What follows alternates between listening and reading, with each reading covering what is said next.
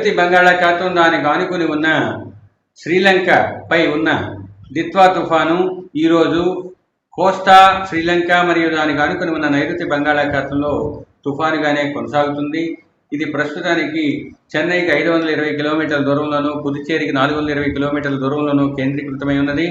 ఇది రాబోయే 2 రోజుల్లో ఉత్తర వాయువ్య దిశలో పయనించి పుదుచ్చేరి, ఉత్తర తమిళనాడు, దక్షిణ కోస్తా ఆంధ్రప్రదేశ్ తీరాల వైపుకు పయనించే అవకాశం ఉన్నది. ఈ తుఫాను వల్ల రాబోయే 5 రోజులు కూడా కోస్తా ఆంధ్రప్రదేశ్పై వర్షాలు పడే అవకాశం ఉంది. ముఖ్యంగా దక్షిణ కోస్తా జిల్లాల్లో ఈరోజు 1-2 ప్రాంతాల్లో, రేపు కొన్ని ప్రాంతాల్లో, 3వ రోజు 4వ రోజు అనగా 30 నవంబరు డిసెంబర్ 1వ తేదీ నాటికి అత్యధిక ప్రాంతాల్లో తేలికపాటి నుంచి మోస్తరు వర్షాలు పడే అవకాశం ఉంది. 5వ రోజు పలు ప్రాంతాల్లో, 6వ రోజు కొన్ని ప్రాంతాల్లో, 7వ రోజు 1-2 ప్రాంతాల్లో తేలికపాటి నుంచి మోస్తరు వర్షాలు దక్షిణ కోస్తా జిల్లాలపై పడే అవకాశం ఉంది. ఇక ఉత్తర కోస్తా జిల్లాల్లో ఈరోజు రేపు తేలికపాటి వర్షాలే ఉన్నప్పటికీ 3వ రోజున కొన్ని ప్రాంతాలకు పరిమితమై 4వ రోజున అత్యధిక ప్రాంతాలకు విస్తరించే అవకాశం ఉంది. 5వ రోజు, 6వ రోజు కొన్ని ప్రాంతాల్లో, 7వ రోజు 1-2 ప్రాంతాల్లో తేలికపాటి నుంచి మోస్తరు వర్షాలు ఉత్తర కోస్తా జిల్లాలపై పడే అవకాశం ఉంది. ఇక దక్షిణ కోస్తా జిల్లాలైన శ్రీ పొట్టి శ్రీరాములు, నెల్లూరు, తిరుపతి, చిత్తూరు జిల్లాల్లో రేపు భారీ నుంచి అతి భారీ వర్షాలు పడే అవకాశం ఉన్నందువల్ల ఆ జిల్లాలకు ఆరెంజ్ అలర్ట్ ఇచ్చాము. ప్రకాశం, వైఎస్ఆర్ కడప, అన్నమయ్యకు ఎల్లో అలర్ట్ అనగా భారీ వర్ష సూచనను తెలియజేశాము. 3వ రోజు అనగా 30వ తేదీన పొట్టి శ్రీరాములు, నెల్లూరు, తిరుపతి, చిత్తూరు, అన్నమయ్య జిల్లాలకు భారీ నుంచి అతి భారీ, కొన్ని ప్రాంతాల్లో అత్యంత భారీ 1-2 ప్రాంతాల్లో ఉండే సూచనని తెలియజేసే రెడ్ వార్నింగ్ ఇవ్వటం జరిగింది.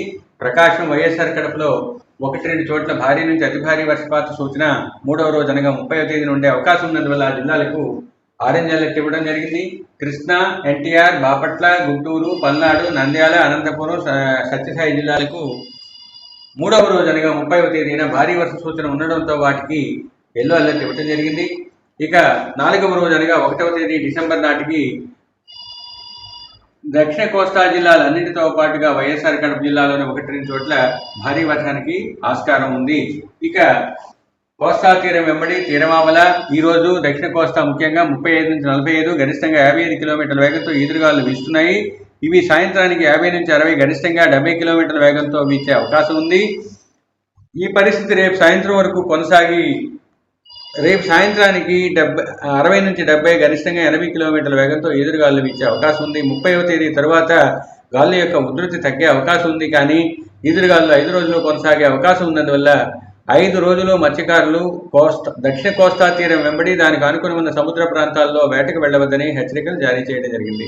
ఆంధ్ర కోస్తా తీరం వెంబడి ఉన్న అన్ని ఓడరేవుల్లో 2వ నంబర్ ప్రమాద హెచ్చరిక కొనసాగుతుంది.